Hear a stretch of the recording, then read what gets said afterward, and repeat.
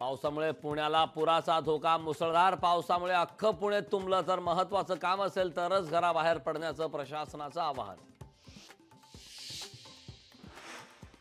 मुंबईसह उपनगरांमध्ये पहाटेपासूनच मुसळधार पाऊस सुरू. पावसामुळे रेल्वे वाहतूक धीम्या गतीने तर ताशी 60 ते 70 किलोमीटर वेगाने वारे वाहणार असल्याचा अंदाज.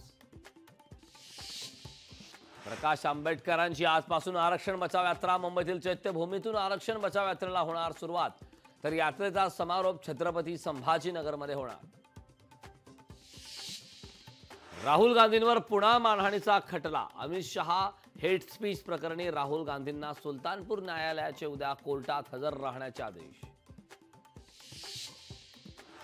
मुख्यमंत्री आणि दोन्ही उपमुख्यमंत्री दिल्ली दौऱ्यावर. 27 आणि 28 जुलैला भाजप शासित राज्यांची पंतप्रधानांसोबत बैठक. तर पंतप्रधान नरेंद्र मोदी मुख्यमंत्र्यांशी संवाद साधणार.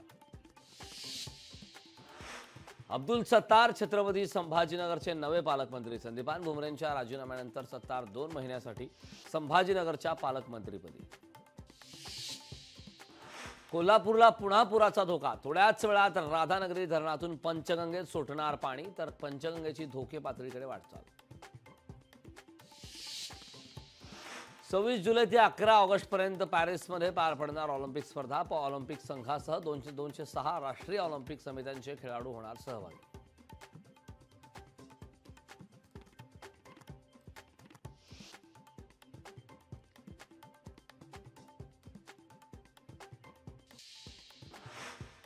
ऐतिहासिक घोडबंदर किल्ला देखभालीसाठी भाडेतत्वावर देण्याचा महापालिकेचा निर्णय. किल्ला भाडेतत्वावर देण्याचा निर्णय आणि आता वाद होण्याची शक्यता.